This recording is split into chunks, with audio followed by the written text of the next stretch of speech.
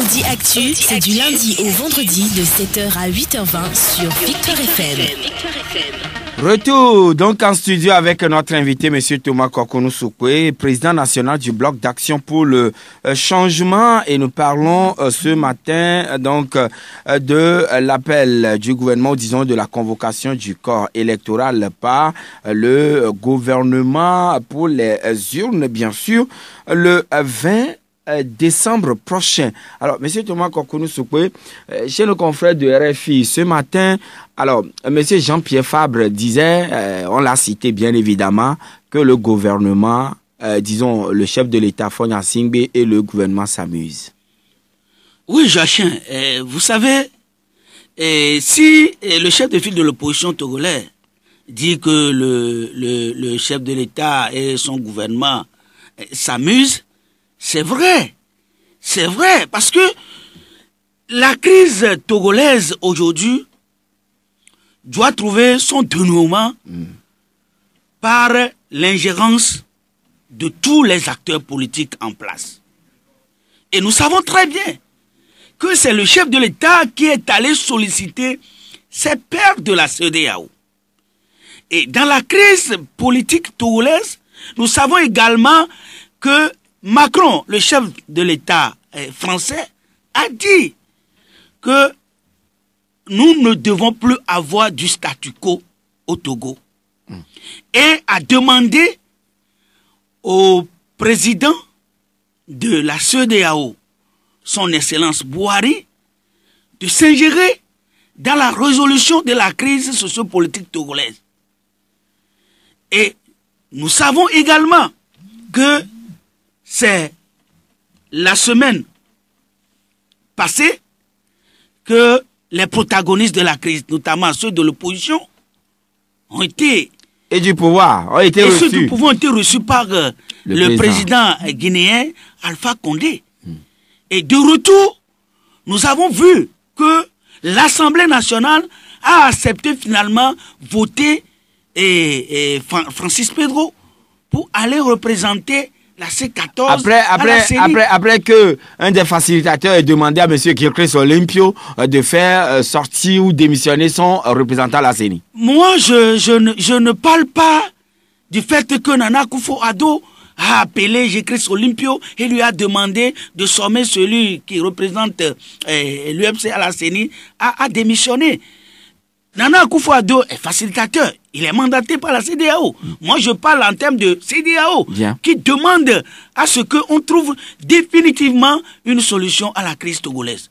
Vous savez, oui, c'est la CEDEAO qui a opté pour les élections afin de résoudre la crise togolaise. Mais la manière dont la CEDEAO procède aujourd'hui, est-ce que cela vous satisfait? Cela vous convainc en tant qu'acteur politique togolais? Vous savez, la CEDEAO a accouché une feuille de route. Et a donné aussi une date. Et a donné aussi une date. Et a donné aussi une date, n'en déplaise. Est-ce que, au moment où on avait accouché cette feuille de route-là, est-ce que le gouvernement togolais avait fait les choses dans les normes? Le gouvernement togolais n'avait pas fait les choses dans les normes. Le gouvernement togolais a procédé de blocage en blocage. De blocage en blocage. Alors que si le gouvernement avait accepté, au moment où la feuille de route était mise en place, si le gouvernement avait accepté à ce que la C14 représente le peuple au niveau de la CENI par ses 8 représentants, on devait continuer le travail jusqu'à ce qu'aujourd'hui, si on convoque le corps électoral sur le 20 décembre, personne n'en parlera. Mais ils ont bloqué les gens jusqu'à un niveau donné. Et justement, vous dites que le gouvernement a bloqué la CEDEAO. La C14. La C14. Maintenant, et où était la CEDEAO qui... à un moment donné, s'est dit non, il faut résoudre la crise togolaise et qu'on n'ait plus de conflits ou bien de situations, troubles sociopolitiques dans un pays de l'espace. Mais vous savez très bien que la CEDEAO a son représentant au Togo. Et le rapport que ce dernier fait à la au chef d'État de la CEDEAO, c'est un rapport biaisé. Jusqu'à ce qu'il s'en rende compte que ce n'est pas les choses ne se passent pas correctement. Voilà, les choses ne se passent pas correctement. Voilà pourquoi ils ont demandé à ce que rapidement et la C14 aille à la CENI. Maintenant que la C14 devait aller à la CENI, on demande encore aux gens de venir déposer leur candidature à compter d'aujourd'hui. Mais c'est pas possible. C'est pas possible. 22 21 80 99 92 02 80 63. Vous avez votre préoccupation à partager avec notre invité dans ce débat. Vous êtes le bienvenu. Et nous prenons directement le premier auditeur qui est en ligne avec nous.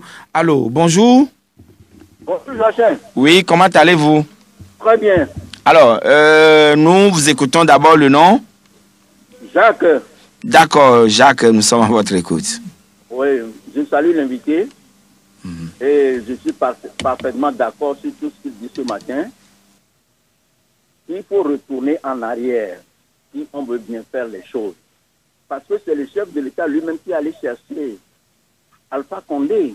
C'est lui qui allait chercher la CEDEAO. Mais est-ce que maintenant, hier j'apprends qu'il est en train de décréter les élections le 20 décembre. Oui. Mais la nouvelle CENI qui est installée, bon, quelle est la CENI qui va conduire cette élection-là? Il n'a qu'à bien faire les choses. Les gens ne sont pas contre lui. Lui spécialement. On sait que c'est des gens qui lui disent des choses. S'il laisse le pouvoir, il sera la bienvenue parce qu'il a fait des bonnes choses et des choses qui ne sont pas très bonnes. Mais les Togolais l'admirent. Il n'a qu'à se retirer en arrière et laisser, parce que le peuple togolais, le jour qui va se lever, Joachim, les gens souffrent. Moi, et par la grâce de Dieu, on n'en arriverait pas jusque-là. Par la grâce de Dieu. Je n'ai pas mangé ce matin. Merci. Merci beaucoup, monsieur Jacques. Et Boris est en ligne aussi. Bonjour, Boris. Bonjour, monsieur Jacques. Oui. Je voulais simplement demander à qui profitent les élections. Bien noté, et notre invité va vous répondre tout de suite. En plus, pour ajouter, je pourrais dire que si vous demandez, on vous dirait tout de suite qu'on pouvait donner 2 ou 3 jours à l'opposition ou à la C14 de se faire enregistrer ou enrôler là. Nous, qui avons accepté ou suivi les choses, les mots de boycott là. Ensemble. Actuellement, moi, je n'ai même pas ma carte de retraite là. Pour nous, là, on va faire comment? D'accord. On va laisser les gens voter ou bien il n'a qu'à me répondre. Il vous répondra tout à l'heure. Jean, bonjour. Oui, bonjour. Oui, nous vous écoutons, Jean. Oui, j'ai une inquiétude parce que lorsque je suivais l'émission, le monsieur disait que le pays est rattaché à un esprit à 7 têtes et à 4 pieds. Mais je voudrais poser une question. Est-ce que le problème du Togo, c'est un problème d'esprit ou bien c'est un problème de mentalité? Parce qu'il ne faut pas faire croire à la population qu'il y a un esprit qui gêne le pays. Sans que ces gens même sachent qu'ils doivent changer leur mentalité. Mais laissons l'histoire des esprits et revenons à notre mentalité intellectuelle pour pouvoir régler le problème du Togo. D'accord. Bien noté, Jean. Il va vous répondre tout de suite. Derrière Jean, on a un autre intervenant qui est sur le 92 02 80 63. Allô? Oui, bonjour, cher ami. C'est monsieur? Pardon? Est-ce que vous pouvez parler plus fort, monsieur Ataï, s'il vous plaît? Monsieur Bassaï. Ah, Bassaï, d'accord. Ok, allez-y maintenant. D'abord, je voulais dire à votre invité bonjour.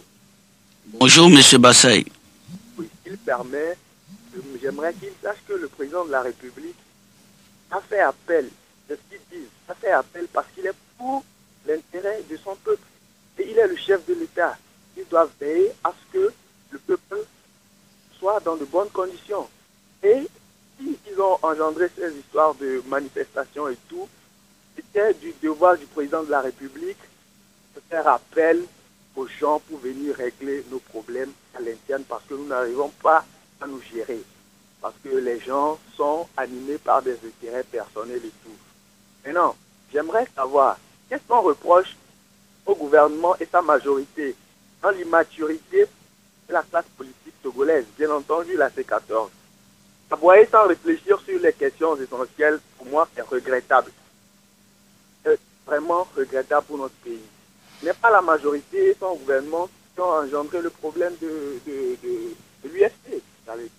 Donc, moi, je ne vois pas, quand les gens se plaignent, ils disent que le gouvernement a quoi à voir dans l'histoire de l'UFC. D'accord. Ils me répondent également. Merci, il va vous répondre tout à l'heure sur le 92. Il va vous répondre tout à l'heure après l'appel. Et nous allons prendre un autre intervenant qui est en ligne. Allô, monsieur Aïvi? Bonjour. Oui, bonjour, nous vous écoutons, monsieur Aïvi. Arrivé à Conakry, on a déjà ce gouvernement au 20 décembre. Mais le gouvernement ne joue pas la force et par l'armée. Qu'est-ce que nous allons faire?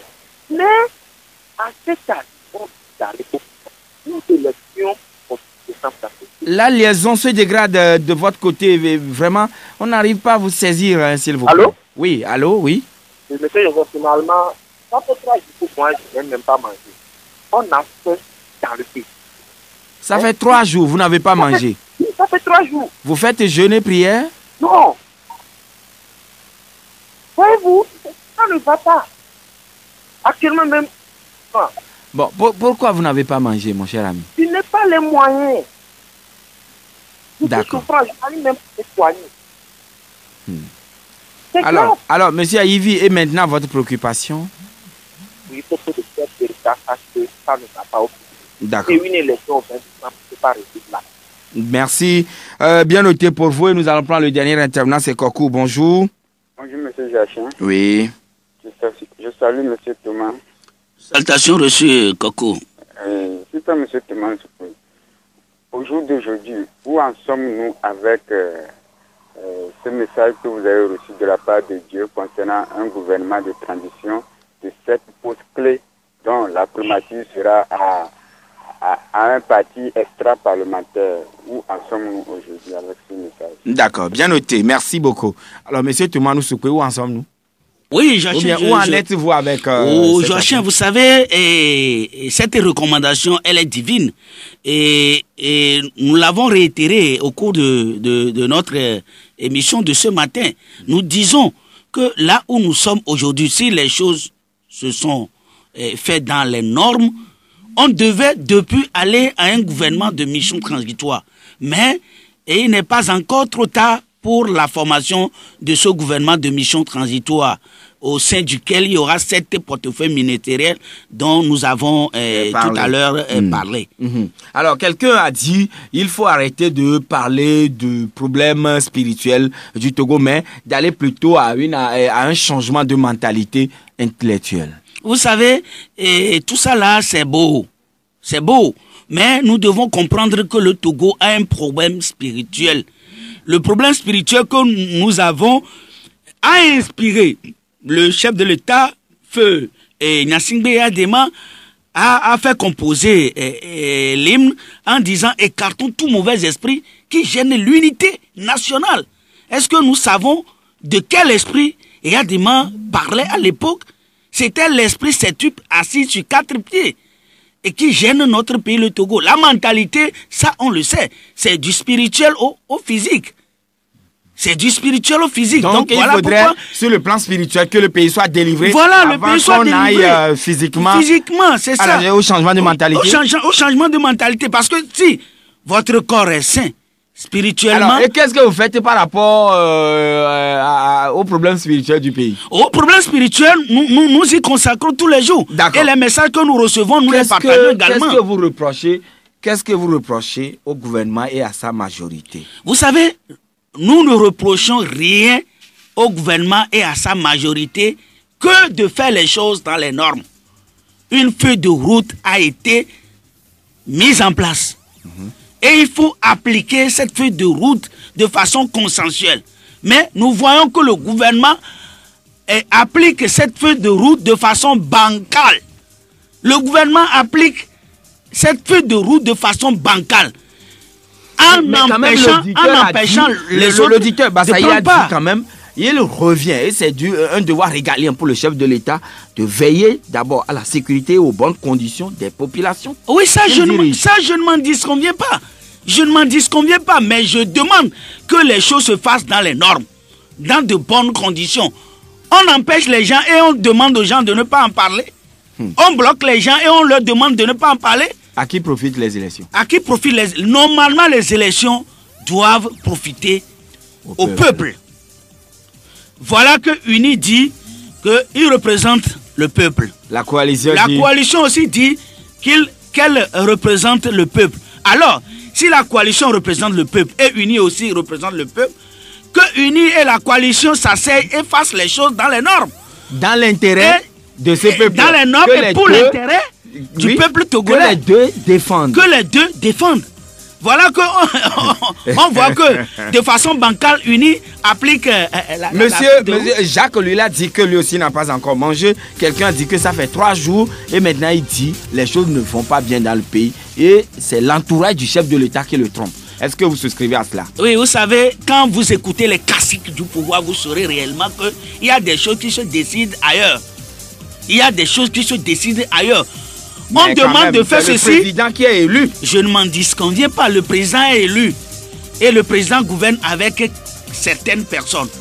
Mais il faut qu'on donne l'opportunité au chef de l'État de mettre en œuvre sa vision et pour accomplir la mission pour laquelle il a été élu pour gouverner le pays. Voilà que les décisions qui sont prises ne sont pas respectées et que c'est d'autres décisions prises ailleurs qui sont respectées. Donc on doit comprendre par là qu'il y a des caciques qui ne veulent pas que les gens qui forcent la main du chef de l'État. Des gens qui forcent la main au chef de l'État. Mais est-ce que les élections prochaines vont résoudre le problème togolais? Le Togo n'a pas... Les élections ne constituent pas la solution au problème togolais. Et la solution? La solution au problème togolais, c'est les réformes. Monsieur Thomas Kwaku Sokwe, merci d'être venu chez nous ce matin. Merci à vous également, Joachim Agbeti. C'est fini pour aujourd'hui, madame, monsieur. C'est le vendredi. Et déjà, ça commence par sautiller chez vous. Alors, c'est le week-end qui s'annonce. Je vous souhaite d'ores et déjà un très bon week-end, mais sans haïté. Je ne vous oublie pas. Merci pour l'accompagnement technique. Tevi Kodjo à ses côtés. Merci à vous également. Bonne journée à toutes et à tous.